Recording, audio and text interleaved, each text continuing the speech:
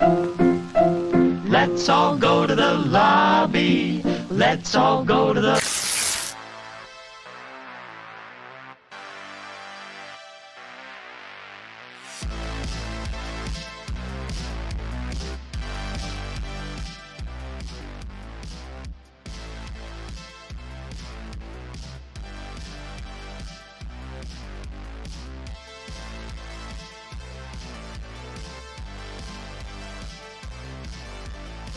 Hey everybody, bonus episode. I know we didn't plan for this, but we both seen it, and I have a lot I have to say. So Lil, if you don't mind me going first. Oh boy, go first, because I always like to say the negative before the positive so we can leave on a positive note. So I love the book. And I talk about, so this was in a big book of short stories, and I just did an essay 2 semesters ago for college about short stories and how this Stephen King story is probably one of the best that nobody has ever heard of. After I got done with that essay, they turned it into a movie, and I was really excited because I love the dialogue. It's basically Peter, I think in the movie it's Billings or whatever, goes through his list. Our main antagonist. Our main protagonist. Protagonist. I'm sorry. I always get those two mixed up. See, well, look at Billy keeping me in check. He's kind of like an antagonist because he brought the curse to the family. But the thing is that's not what happens in the book. In the book, he talks about losing his kids, losing, like he didn't believe him at first, the Boogeyman existing, and then eventually... Yeah. You see, I knew there was going to be a disconnect here with you, Billy, because you adore the original story so much, and I went into this not knowing anything about it other than the outline of Billy gave me of the original story. Which this is nothing like. Yeah, the original story goes on, and then... It's very inspired by, but it's nothing like. Basically, the therapist was like, hey, go check with the receptionist and set up your next meeting. He goes out there. The receptionist isn't there. In fact, it's a little more dusty than what he remembers. It was like nobody's there. So he goes back in. He's like, hey, I don't... And then in the closet of the therapy room, the therapist is now laughing, morphing back into the Boogeyman, and that's where it ends. And it's like... They hinted at that in this, though. They did, but the fact that they kind of didn't do it, they like took it back almost immediately, made me hate it. So I'm going to go ahead and put this up now. I love horror movies, and this is beginning to end of everything I like. And you notice that this is number 11, I believe. And the year's still in, like, it's still June, and we're right dab in the middle. The fact that you put Megan in front of this movie, Billy, is like a slap in the face to me, okay? Megan I could have a good time with. Megan had some clunky dialogue, and even though it kind of feels like a Chucky clone or all the other doll clones, I could at least get over here still not have seen it. I could at least get behind it. You never seen Meg 3 again? No, I haven't, just because I was waiting for the unrated. Rob just let me know that it's for free now, the unrated version on one of the streaming sites. Yeah. So yeah. So I am gonna get it in. It's just because doll horror is not my favorite, because dolls never scared me. Like, the only reason I got into the Chucky franchise was because of Tiffany and because of Jennifer Tilly. I feel like it's a fun concept. The only thing is I didn't really care for the ant, and the ant was the main programmer of this AI doll, and the main reason why this AI doll is the way it is because she's a shitty ant. So basically the moral of that story is don't be a shitty ant, and you probably won't have a killer doll. But we're not here to talk about Meg 3 again. No, but it is a good point to bring up that the reason why I waited for the unrated version of Meg you had me saying Meg for a second because you said Meg 3 again. But I waited for the unrated version because I don't hate PG-13 horror by any means. There is some solid PG-13 out there. But I don't rush to the theater for PG-13, and I wasn't going to see this movie until it got suggested by our good friend Rob Loves Horror 93. And I thoroughly enjoyed it. Did I jump? No, personally I did not. My niece jumped 6 times. But go ahead, Billy. I think I tried to see every movie in theater, and this was no like exclusion. I couldn't see it opening weekend. I went on the Monday within the first week, had the whole auditorium to myself. A 1,500-word essay he put off just to go to this movie theater, and he got the whole theater to himself. Yeah, nobody was there, and everybody was telling me this was probably the best PG-13 Explain to me. horror. No. Explain to me how this mofo goes into a dark theater by himself, watch this movie, and doesn't get affected by it, because they had some solid scares in this film. None of them made me jump. Weak. It's PG-13, Billy. I know, it's weak sauce. But let me do a quick synopsis. Yes, real quick. Go ahead. Make him the headless horseman. After a suspicious murder, supernatural events take place. A shadow, perhaps. Frightened and hidden by the light, this little girl goes to her sister, wondering, "Hey, are you experiencing things?" No, I'm not. Goes back in. Turns out she has to start sleeping with the lights on. This is why I don't read descriptions of movies, because they all suck. They do suck. And this one is the vaguest one, and it's for Lights Out, by the way. Are you serious? That was for Lights Out? Yes, it is. You trolled me, but like seriously, that movie's epic. So I'm sorry, but it is. Lights Out was all right.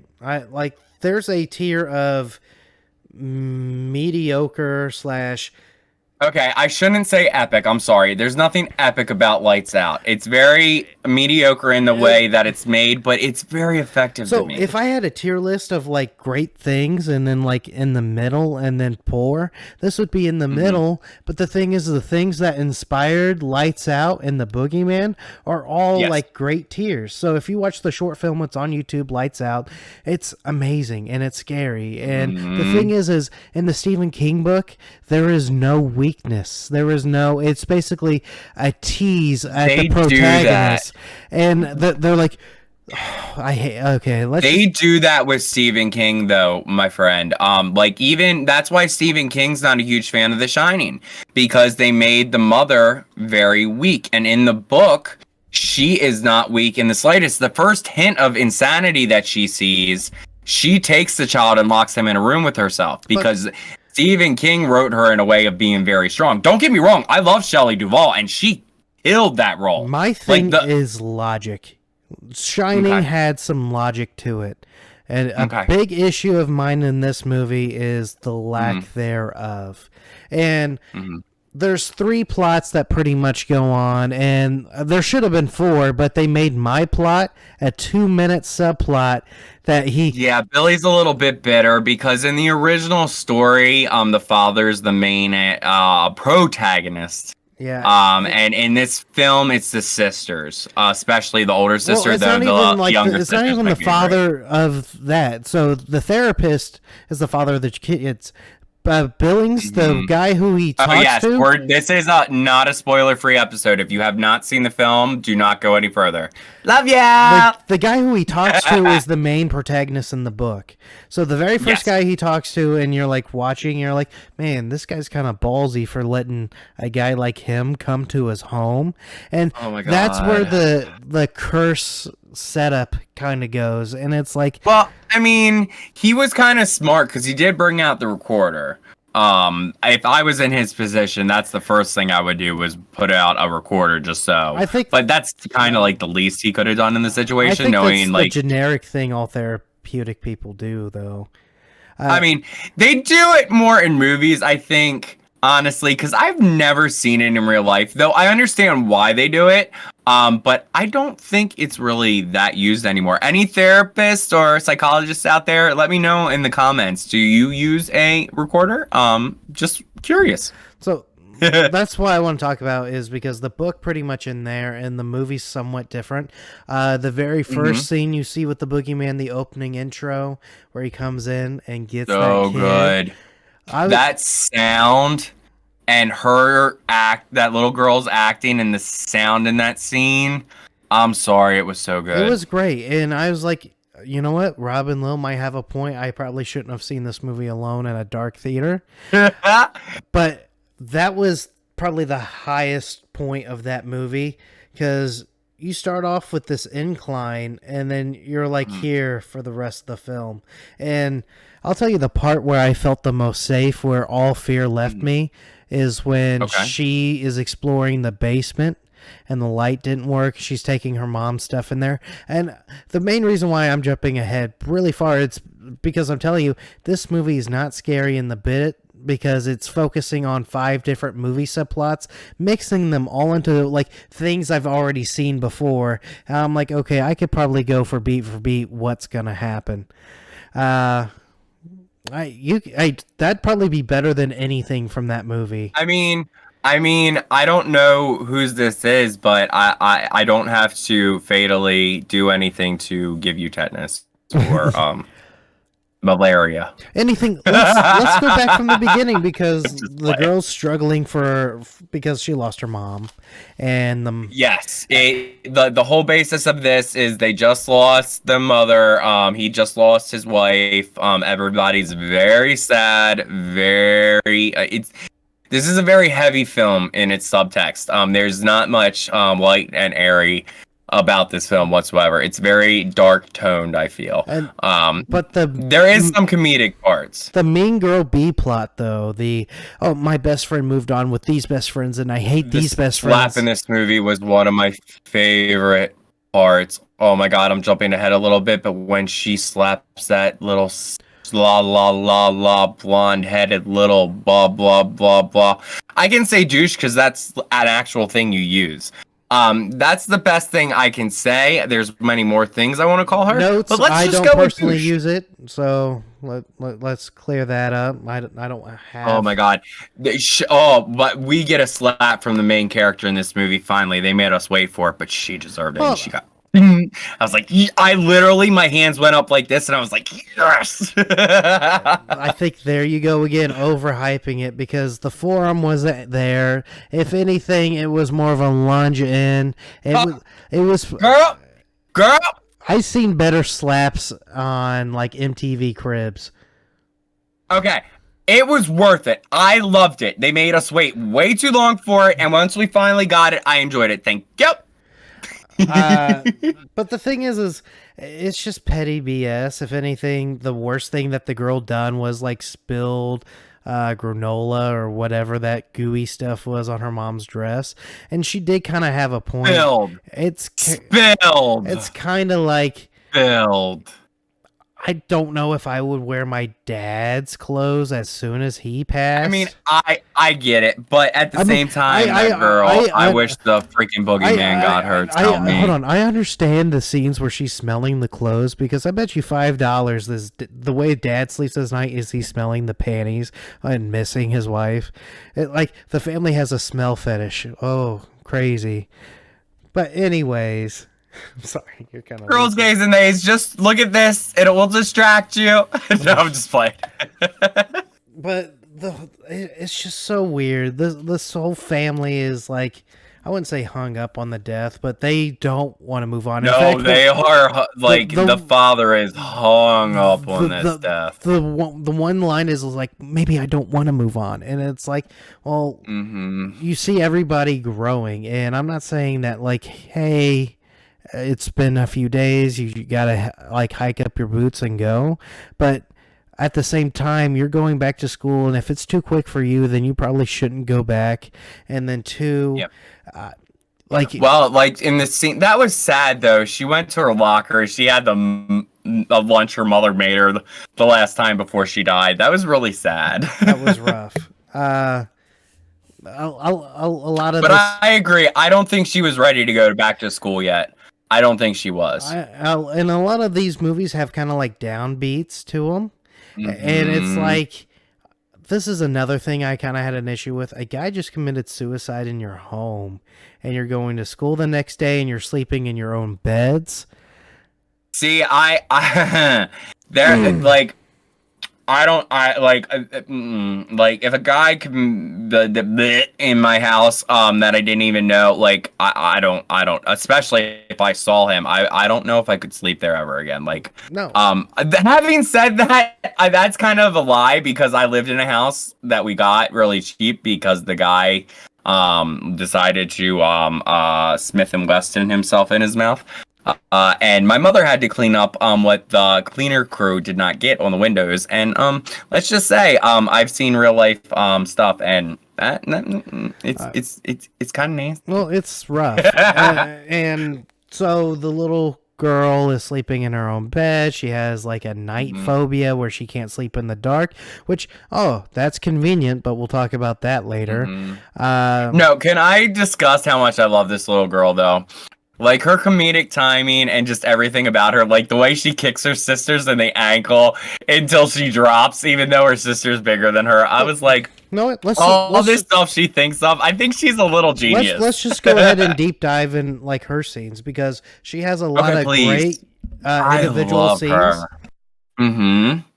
Yes. I think the first thing I noticed with her was her moonlight that she has with her constantly. Keep in mind, I went into this film not seeing anything but the poster. I did not watch the trailer. I did not know about this. I'm the other side of the portion where this moon lamp was kind of overhyped. It was used in a lot of promotional material, and they were handing it out at night. Or at the night of the premiere. See, they shouldn't have done all that. They should have kept it as like a little like hidden touch of the film. Though I will say, as soon as I saw that, I was like, I wish I was that smart at her age to have a lit up globe that I can just roll into my closet when I thought something was in there. I thought that was pretty genius. Or you know what's better than that, ladies and gentlemen? Hey, Alexa, light on, and then hey, I can see everything. You probably heard my Alexa. Like, I do that. That's a legit thing you can do nowadays. I'm gonna to light laugh up if your lights go off on you, Billy. Well, no. And then you see the boogeyman just come up behind you and said, "What do you say about my movie, boy?" What am I gonna do? oh my gosh! It's like we have one of these now. Everybody. Oh man, this could have been a Billy real did weapon. not like this movie at all, guys. No. That's why I thoroughly enjoyed it, though. That's why, because you're doing tension when tension's not even there. You don't. They go so the hallway scene. The hallway scene, like the little girl acted amazingly, but the thing is, gosh, they don't attempt to turn. Her on, acting's so good. They don't attempt to turn on any of the lights in the hallway. They don't. That is one thing I will say. I will agree with you. Never throughout this whole entire movie do they attempt to flip a light switch or grab a flashlight. I think they did the one time she was going to the basement. But okay, yes, it didn't work. Well, it didn't work, and it didn't matter because nothing happened. She went out there. She was trying to talk to her mom. Nothing happened. And I like that aspect though, with the flame and her talking to her mother. I have a fun fact about that scene with the candle. Whenever you're ready. There was 3 or 4 days that this movie went through, and they never prepared. Like, I would get motion sensor lighting because motion sensor lighting is very, very cheap. And like they just walk by, the boogeyman walks by, boom, lights on, and it's like big, bright 1,000-volt like lumen or 1,000 looms. Well, that's what the guy's original wife has in her house for the most part. Not those, isn't really, it? No, that's construction work stuff. And honestly, I don't get that aspect because it still needs an extension cord to be plugged in. Is she stealing her neighbor's power for that one light in the middle of the living room? Because her whole house is lit up with candles, the natural light. But honestly, I love that though. Like, though it's not realistic, your house is going to burn down, girl.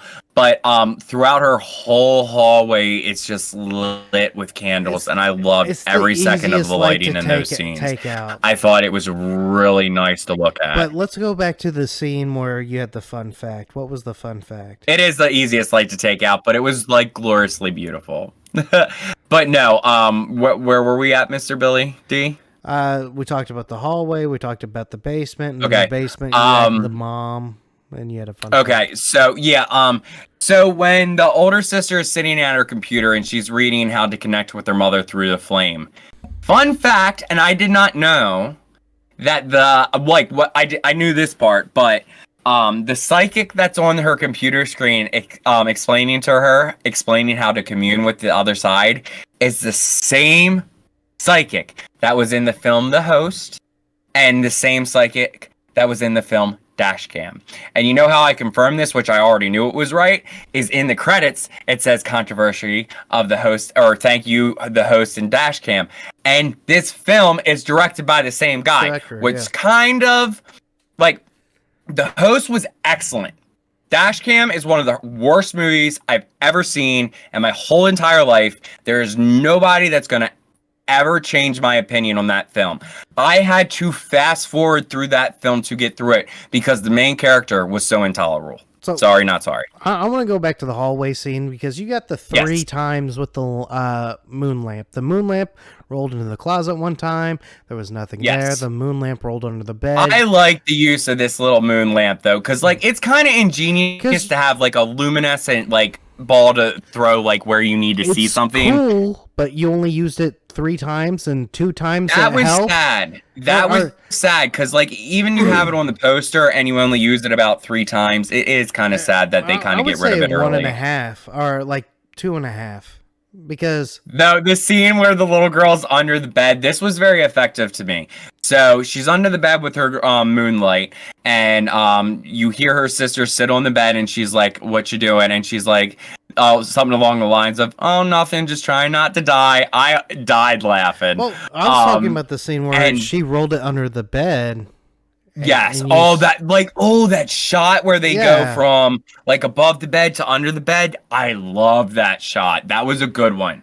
That was effective. They very rarely use camera angles like that. I really love the one like it was very like unique camera work, kind of like Hitchcock tried to pull off back in the day. It was like something you're not used to seeing, and I really appreciated that for it because it wasn't nauseating either, you know, even though it did kind of like the 360, it was done in a way to where it was like cool and not like, oh, that's a headache. Oh, and then the final scene with the moon lamp is it rolls down the hallway, goes around the corner, and it breaks. It's like, please explain to me.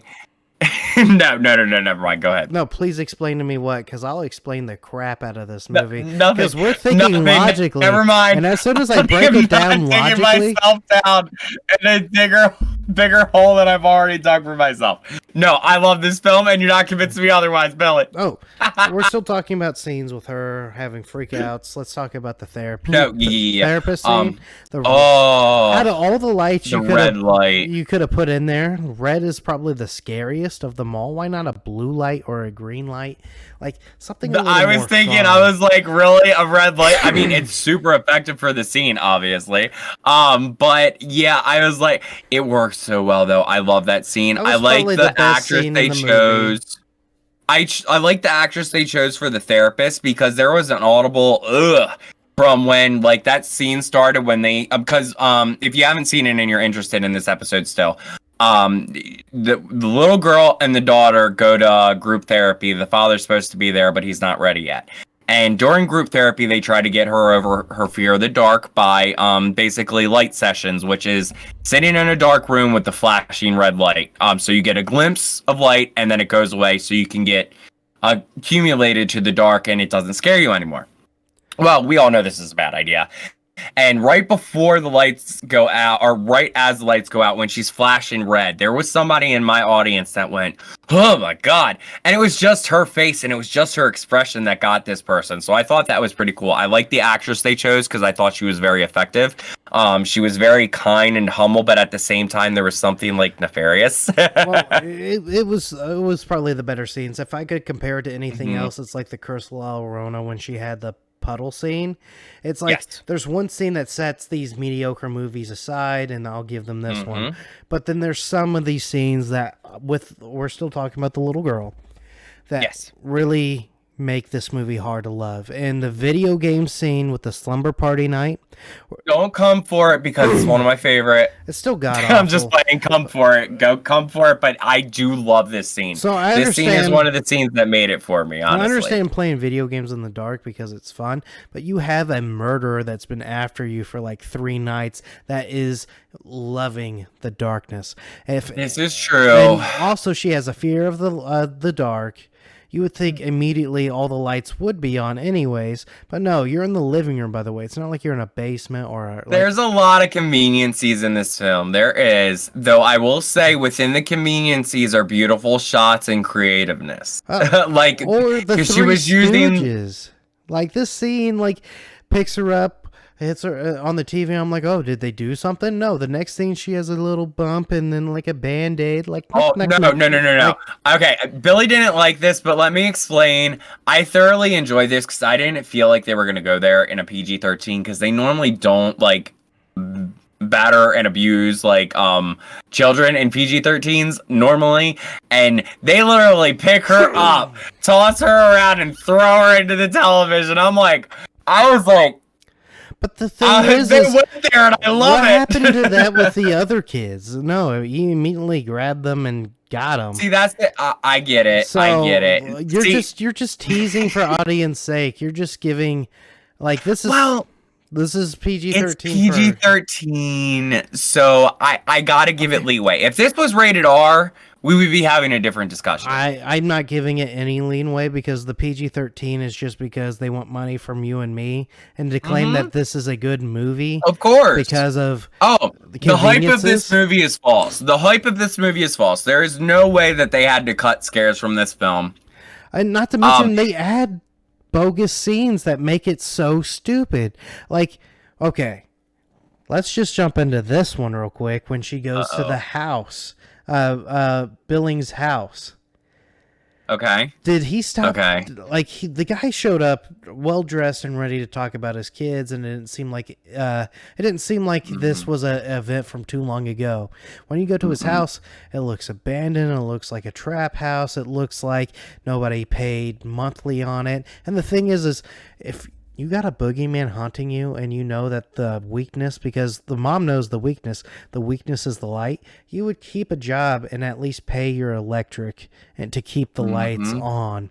No, this house looks abandoned. There's candles everywhere. The dishes are stacked knee high. I'm sorry. This movie is beautifully shot. Like, I love all the shots in this film. I love the lighting in this film.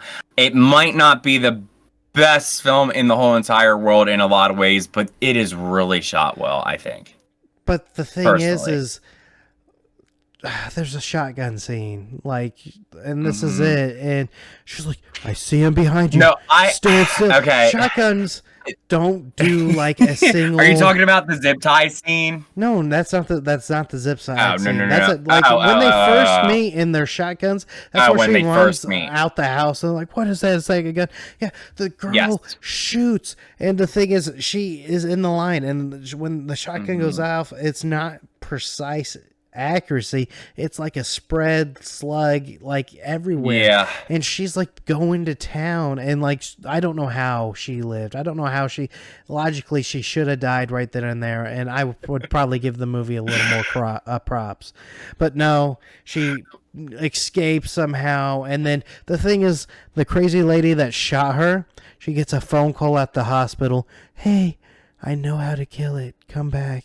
And it's like, No, I didn't think that was her originally. Not gonna lie, I did not think that was her. Because the way like she gets her phone number, I was like, really, girl? She goes into this house, writes her freaking phone number on this house dry erase board, and I'm like, really? Like, you see the windows broken, you see the house is dilapidated. You're really just gonna leave this on the board for anybody to get? I was gonna leave that out, because I didn't really care, but I'm happy you brought that in, because there's another point of why this movie's kind of dumb. Oh my gosh, Billy!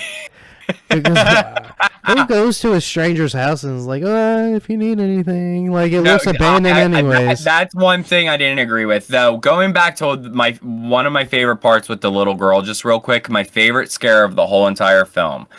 I think you know which one I'm talking about. It's when the older sister comes back from that scene yeah. and she's running through the door, and the little sister's like, "What happened? What?" And she runs up the stairs, and right as the little sister is at the door, she turns into the boogeyman and jumps at her and goes down her throat, and then she wakes up. But that, even though I didn't jump, it was unexpected. It was thoroughly entertaining, and I loved every second of that. I only jumped one time during this whole theatrical experience. Okay. And you want to know which scene it was? Which one? It wasn't even in the movie. It was like, this movie did not make me jump. Did they put it in the trailer and not the movie? No, it was the Nun trailer. That happened before. Oh, it was a trailer that played before. Yeah, okay. I'm jealous because I didn't get the Nun trailer. I got the haunting in Connecticut, I believe it was, or one of the they have a new haunting out. And it's based like on a true story, kind of like the other hauntings are. Well, I can't wait for a lot of these movies, but I'm just really bummed out with. But I've seen the trailer, but I didn't get the Nun in the theater. So you notice how we're talking about Sophie, I think that's the main protagonist, her experience, and then her little sister. Let's talk about the dad real quick. Oh, wait, he's legitimately absent for a good portion of the time, and when he's on screen, he's kind of a dick, saying that... He's likable at first, and then his daughter gives him... Okay, at first he's likable because, like... Originally, I thought he was a cool guy because he let his daughter wear his dead wife's dress to school. He's like, that looks beautiful on you. He seems supportive. I mean, it is creepy in a way, but it's also supportive. You know, he saw that his daughter's trying to process something and he let her do it. A lot of dads would be just, take that off. That's not yours. That was your mother's. So I felt like his intentions were pure. Though, as we go, he sinks more into his depression and his dread. He's absent for majority of the film. His daughter tries so hard. For a teenage girl, can I give her props for the amount of time she tries to open up to her father and says what she actually means? And for a therapist, he just does not. He just does not. Give the girls all the props you want, because right now I'm talking about the dad, and like the only time he's on screen, he's more or less a dick. And then like the big scene was, like, you hear him like things being muttered around and all that. You think it's the Boogeyman. No, he got rid of all the mom stuff, packed it up, and said, "Hey, take it to the basement." That ticked me off too. I was like, "What's the point of doing that?" Like, seriously. I mean, he's like, "Oh, no wonder she's seeing monsters. Let me get all the remembrances of her dead mother out of the house." Yeah, that's why she's seeing ghosts. No, this whole thing is rough when it comes to the dad scenes, because by the time he starts believing is at the end when he's being attacked, and it's just, that's not an excuse for you being a like shit absentee father after the mom died. Yeah, he like, I liked him at first. He's likable, but he let his depression overcome him and become a crappy dad because of it. Okay. Thank goodness she had her older sister, or she would have been screwed. So, let's get to this point. They're at the hospital. She gets the phone call and she's going back. Would you go back? This is after the little girl got thrown into the TV. And for one, no, because that phone call sounded like it was from the fucking Boogeyman to begin with. Let's touch on the sound on this film. Can you please at least agree with me that the sound in this film was glorious? Yeah, I'm happy that they took the time and mixed the sound well from the script that they put out. Yes. Okay. I knew we could agree on at least one thing in this video. I didn't think the Boogeyman looked half bad when it was in the dark. I'll give them that. No. Like, see, that's my thing too. With a lot of these movies, they don't show the monster enough, and they showed him enough until the climax where they showed all of him. Go ahead. Climax, I felt like it was way too much, and he didn't look that scary anymore. I'm sorry, but when he opened his mouth, that was giving me John Carpenter The Things vibes when he was opening his mouth. Like, even if it was for like 15 seconds, it gave me The Thing vibes, and I loved it. I get that it could have been a little bit more detailed opposed to just like the string legs. But I like the overall design. I like that you got to see all of them at the end instead of like never seeing all of him. Yeah. I don't know. I like prefer the eyes. Never seeing all. It's kind of like It Follows. I love that movie because you don't see the actual beast. Good. That's one of the few horror movies that scared me as an adult. But anyways, I wouldn't have Yes. gone back. She is psycho crazy, and of course, as soon as you go back, she zip ties you and uses you as bait.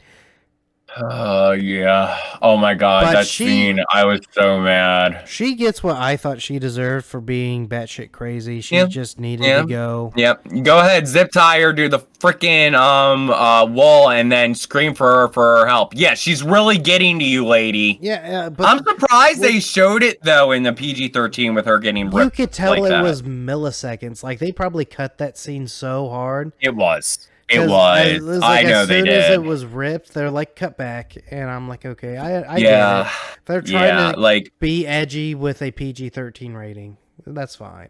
see that's the main thing that hurts this film is the rating. You know, like every PG. Well, not every, because I mean, Drag Me to Hell was great as PG-13, even though it was better as unrated. The Ring was great as PG-13. That never got an unrated. So there is a few occasions where the PG-13 horror really shines. And I think this, in certain ways, it really does, from the way it's shot and the way it sounds. The story does lack here and there. You know, I wish they would have kept with the original storyline a lot more, based on what you've explained to me. Though I do feel like for the time that it is released, it's kind of like good for its time with like the feminine power kind of aspect to it, you know, opposed to focusing on the dad. Though I would have liked to seen the dad a lot more, and being a therapist, he did not have very good logic. And I'm gonna stomp that out. I am progressive when it comes to a lot of things, but feminine power has always been a horror movie trope. It's always been an aspect. Well, true. I like women in power is not a good New reason. thing. Yeah. Yeah. Well, it's not a good Yeah. reason for new movies to like, oh, it's a good movie because of women True. empowerment. True. No, that's I mean, well, I wouldn't think it was just based on that either. I just think that I think they go a little bit more on that because it's more of a tone now than it was originally. It's kind of like Sadie from Boogeyman. Oh, okay, that's respectable. Aliens, Ripley. Oh, Okay. so it's you get me. I got you. Yes. There's so yes. I can list probably 20 better women empowerment movies in horror. I get it. alone. Oh, I get it. Like, I love this as a teenage horror movie. Do I love this as an adult horror movie? No. But for a teenage horror movie, I think it's as good as it can do.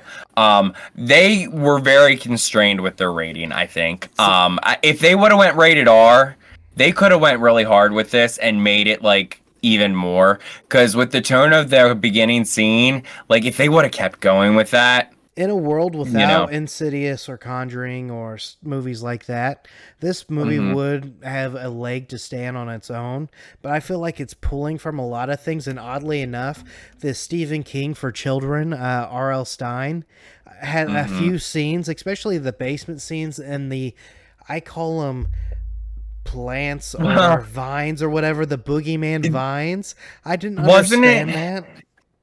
Wasn't it R.L. Stein that did Fear Street series on Netflix? Yep. And that went so much farther than this one did. It did. And it did, you know. And that was 4 teens, essentially. And that one went farther than this. Though, I mean, don't get me wrong, with all the negative things that I said, every audience member loved this film. I thoroughly love this film. Though it's not for everybody. It really isn't. I find it shines with the shots and the sound. I really do. Though people that love the original story, I don't think are going to dig this one very much. Movies explore weaknesses. So my thing is, why even give the Boogeyman a weakness if you're not even going to take the logical approach? Well, that kind of, yeah. At least, so that's the thing. If this was an original movie that had, oh, he's afraid of light, okay, fine. Then, like, I don't know any other movies. Yes. But unfortunately, I have Lights Out. I have other horror films that I can point out and say they did this better. That's my rough cut. It's why is this movie getting so much more praise than horror movies that came up before, but they actually use logic? They are actually better in a sense than what this movie I don't know. is trying to be. I think a big part of it is that children aren't off limits. People aren't used to that in mainstream horror. We usually have to go to independent horror for stuff like that. Not saying that it's not in mainstream horror, but it shies away from it more, especially in the PG-13 sense of things, I feel. I completely agree, and that's why I love the opening scene. But I also got a really cool Evil Dead movie that came out this year that did off a few That children. boy got yeeted. So He went yeet. On the same token, it's like, why play into the PG-13 when you're like, if You know, this was you R, would this think movie would have been a little bit better. You would think the production companies would realize by now we want the R. We want the R. You will make just as much, if not more money with that R rating that you will with a PG-13. Teenagers are not going to be your mass audience for horror movies. I'm sorry, but they're not anymore. You have a lot of the older generation and people from the 90s now that adore horror and they want to see nitty gritty because they've grown up with it, and PG-13 is just not enough for them. And this is also not the peak season to put a movie like this out. This movie would probably do better in like in August or September, so it can reach the October months. But you have it going against Guardians and Mario and Little Mermaid. There's other PG style movies that are probably worth like teenagers' money. Yeah, I mean, I think they're banking on the fact that this is based on a Mr. King story. And it's not even that. Like, this is like saying it's based on a true story, but the story is like, so it's not even the same anymore. You are giving me a minute of the beautiful 30 or 40 minutes I had with the book. And you are pooping on the characters too. It's not even giving them justice. Yeah, I try to get Billy to go in with an outside perspective. This guy's gals, non-binary pals, but he adores the original story. Well, so it's not I understand where he's coming from. It's also you gave the Boogeyman weaknesses. You gave the Boogeyman ultimate powers. You gave the you add so much things, and that's fine. But you gave him a weakness, and then you don't do anything with the weakness except like Beavis and Butthead. Fire. That's all we need is fire. No, turn on the fucking light. That's all you need to do. Go when he burned and all of like that veiny stuff on the walls burned. It was really pretty. I mean, I've seen it before. Like I know. I'm not gonna give them checks for something that I've already seen before. I'm coming here to be wild, and I've been told that this is the movie. I would like you to know that Rob Loves Horror 93 will no longer be doing the Scream episodes with us after he's heard your opinion on this, Billy. No, I'm just playing. I don't know. He probably might reflect to himself, like, maybe this was stupid. And then, like... Rob, please comment. Please somebody be on my side. No, I'm just playing. But, like, seriously, like... How many of you have one of these? And how many can do this? I know. Oh my gosh, I'm the Boogeyman. PG-13 though is full of conveniences. You know, they really are. You know, I love Lights Out. I consider that a high caliber PG-13, but that's also filled with conveniences as well. It's anything that's light and dark based. It's like, well, there's usually a way out of powers. They're like, they at least make it make sense to where they have to like get out of a situation. This one doesn't even try. They're like, they have a full 48 hours to prepare. They're not preparing. Let's just jump into it. They have a full 48 hours to prepare, but you're too busy talking about this bitch from high school. You're too busy trying to figure out your mother's death. But the thing is, your mother died. I know it's hard to move on, but you kind of have... Yeah, that's the thing. You kind of have bigger shit on your plate. I didn't even think about it until now. We never found out like exactly how she died other than an accident. Car crash. They just say it's in an accident. They said car crash.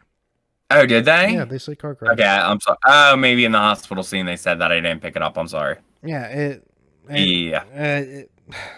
but the thing is using your mom as like, my lighter's not working. Refill the damn fluid. So Billy doesn't like cheesy or sentimental stuff. I do, however, and I loved that lighter scene. Thank you. I have your cheesy and sentimental moment when there's not a killer after you. What type of cliche? Her mother was coming back to save her. Only a mother's love can save a child. If anything, it's plot convenience at its finest. This whole movie is plot convenience. By the end of it, let's just jump to that ending because Okay, this is I where thoroughly enjoyed how it ended, but go ahead. this is where helpful Billy was like, okay, this is the rebound. They actually show a therapy scene, which is the main reason why I told you and Rob, like, as long as they have a therapy scene at the end and they do what I want them to do, because I want to see the Boogeyman not as a weak antagonist, more of it as a provoking, I'm always see, going to that's be the there for the thing. rest of your life For- type of. For a boogeyman that can manipulate itself to do any voice in the whole entire world, wouldn't you think he could like morph into something as well? Because like that's what Which I was is kind of like. kind of like what he did with the therapist, but the thing is, nobody's seen Mhm. the therapist before. It See, could have that's the been thing just his because voice. it was kind of like at the end with the therapist. Something just like we were having this conversation, and What? I got an alert. I didn't mute my alerts. Did you see me jump? Yeah, I was like, you scared me. I thought somebody called you, and I was like No. trying to distract while you went and did No, something. I got this alert, and it went. I tried to ramble over here. I was like, Billy's gonna run, and I don't know where he's It going. went, Ba-ding! I like it. This is like a nice headset. I heard it all around me. I'm like looking left and right. I'm like, oh my god, no! It's probably just like Billy Discord. just jump scared himself. Oh man, that was rough. That right there was scarier than anything the Boogeyman did. I knew it was coming. I knew it was coming. I freaking called it. I knew it was coming. I wasn't talking about the ending. I was talking about the beep. No, No, I know. Oh, I know what you're talking about. but the but the ending when they like, oh hey, did you forget something? And then they don't show anything. They kind of like leave it. I'm like, okay. And the thing is, I kind of waited in the theaters because my lights didn't turn all the way on. If anything, it just played Elvis, and then Yeah, no end credit scene, unfortunately. so I was like, okay, this is weak. Got up and left. Like, I just had a good day. This movie didn't damper anything for me. If anything, it's exactly what I expected it. And the like, Honestly, this is gonna be a love or hate one with you, guys, gals, non-binary I probably pals. I had don't it think there's higher, gonna be many. but the more I thought about it, it went down. So if you don't think about movies and you just want to go and turn your mind off and have this type of movie experience, the way you would put, I would say, Insidious Chapter 3, Annabelle Comes Home, generic movies like that where they're not as revolutionary as the first two entries or first few entries. They're just generic. This movie is generic. And I'm not saying it's generic poor, it's not generic great, it's just in the middle. Is that fair? It's PG-13 horror. Yep. And that's basically the majority of PG-13 horror to me, and that's why I don't rush to the theaters. As I said, I'm not hating on PG-13 horror. I love Drag Me to Hell in its original form, even though I prefer the unrated. I love The Ring, the original American version of The Ring to this day. I love the original Japanese version of The Ring. But yeah, it's one of those things that it's just... The rating hurt it. It did. At the end of the day, the rating hurt it. Anytime you try to make a Stephen King story rated PG-13, you're going to hurt the film. And this goes into the discussion that I could go on for hours about how we need to stop rating things so harshly because people aren't seeing the true visions of these filmmakers, and I hate it. If anything, I think the filmmakers are destroying the true visions of the actual creators. Well, it doesn't help that they give in so easily. You know, that's not helpful. Like, it shouldn't always be about the money. You know, it should be about the passion of the craft, and it's not a lot of the times. So, go ahead. Sorry, I jumped ahead. No. You're fine. Go ahead. So the poll question, we can't say who deserves it because nobody truly deserved what they got in the film. I think True. The poll question, I'm going to leave it simple. Have you read the short story? Yes or no? And That's a good one. Yeah, and if not, I encourage you. It's a short read, 20 minutes. I haven't watched all or listened to all of it because Billy actually sent me the video for it, and I was listening to it, but I haven't listened to all of it. I sent you the audiobook as well. Yes. Mm-hmm. But yeah, I enjoyed it. Yeah, I enjoyed it. It's just I had to. I felt like. Hold on. What did you say, Billy? What? I enjoyed it. Like I said, what? Say that again, Billy. What did you do? I enjoyed it. It's a mediocre movie. It only took an hour and 30 minutes to get out of him. It did. But the thing is, like I said at the very beginning, all these movies are above it. So please don't waste your time with this. Waste your time with these.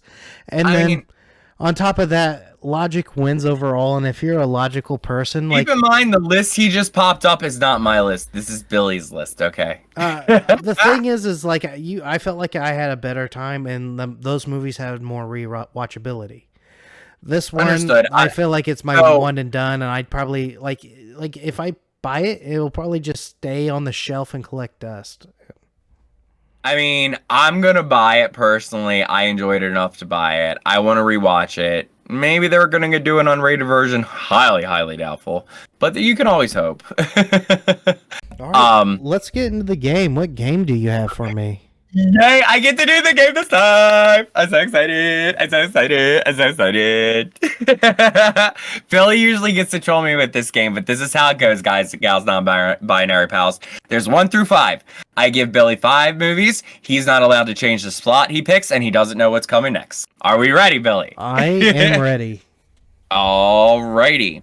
So, the first one for you today. Oh, and these are themes, so if you can guess this theme, it might be a little bit easier to guess the next one. So, the first one, 1 through 5. Doom. 2005. I love Doom. There's a small scene in there where it felt like the video game. Carl Urban's the greatest. He's my boy. Okay. But I'm probably going to put that at a 4. Okay. Are you sure? You're positive? I'm positive. 4. Okay. It's a fun 4. Okay. Let's do Alone in the Dark. Alone in the Dark's all right. It's not the best. Mm-hmm. I should have left that one for last, but I'm not that. But the thing is like, for me, I watched that one time, and I think I could go the rest of my life. So, you know what? I'm gonna make this list. Go ahead. I'm gonna make this list based on rewatchability. I watched Doom probably 5 or 6 times in my lifetime. Alone in the Dark, I only seen once, and it's a good caliber film. It's just, it's kind of like The Revenant. Okay. Where I had a great time with it, but I don't need any more. So that's going 5. Okay. Silent Hill. Silent Hill, the original. Yes. 2. Okay. Resident Evil. 1. Okay. Silent Hill 2 Revelation. That's honestly a perfect list. Okay. Honestly. Fun fact for Alone in the Dark, I was way too young to see it by myself. My grandmother was going to see it's not Grand Budapest. The same director made another movie around that time. She was going to go to that movie. I was going to go to this movie. She had to watch Alone in the Dark, and she doesn't watch scary movies. Rosemary's... It's not horrific, but it's not as good as games. Rosemary's Baby was her scariest movie, and she's like, I've never seen a movie after that. So the fact she went and saw Alone in the Dark with me, she hated that. That was probably the worst time of her life. But no. Oh, I took my mom to see the remake of Last House on the Left because I wasn't thinking about it. I was just so excited. And then when we got in the theater and that one scene came up, and I was like, oh, I've messed up. No, honestly, I was kind of nervous because Doom, I was going to put 3. And honestly, Doom and Silent Hill 2 are swap. I think I've seen more Doom than I have Silent Hill. But Silent Hill 2 is a meme movie where you can go back, laugh at it. A lot of Game of Thrones actors are in it. And then the whole time, Jon Snow is dressed up as Han Solo. And they had some of the best, characters in there. The monsters in there I had fun with. I personally love both of them, though I don't put the second one in the caliber of the first one because the feel of the first film is matched amazing. The feel of the game so well. And it's so amazing. I was begging for a second one. And as much as I love the second one, it doesn't compare to the first. The first half I felt like it was a great video game movie, but the back half kind of lacked, especially when you saw more and more of the town. I don't remember whose interview it was. I believe it was like the producer, and he was like talking about how they were trying to go in an action stance with Silent Hill instead of a horror stance, and I was like, No. and I think that's what really messed them up at the end of the day, because Silent Hill has never been an action franchise. Resident Evil has been a mix, but Silent Hill has always been terrifying. It's been that place that you can't escape until you defeat your own demons. And I think that's honestly what hurt it the most. What was popular at that time was Underworld and Resident Evil. It was more of the action with horror undertones. This was heavily horror with action undertones, and I don't think it captured the audience like Resident Evil did. And I love the Resident Evil series. I could watch that series. I love every single Resident Evil movie. That's a controversial opinion, but I love me some Mila Jovovich, and I love me some Resident Evil. My car is the Red Queen. It is an Umbrella Corporation vehicle. It is my thing. But I equally love Silent Hill because I grew up with both those games, though RE is always my thing. What was the theme? Horror movies based on video games. Alone in the Dark was based on a video game? That's another thing is a lot of people are saying that this movie is a terrible video game movie. They compared it to the video game. Oh, one I forgot about that I should have did to you. I'm happy I House put that of last. the Dead. I love House of the Dead as well. So do I, but you want to talk about bad movies. Oh my god, that movie's so bad, but I enjoy all that one girl, I forget her name, the Oriental girl, she was my favorite. I wanted to be her. That onesie jumpsuit. That would have been dead last too. Those two answers I think would always be dead last if you would have gave it to him that early. See, I messed up because I wanted to save Alone in the Dark for last, but I kind of gave it to you easy. I did mix up the Alone in the Dark with a different movie while I was ranking. Yes. So I thought it was something else when I said it was a high caliber film.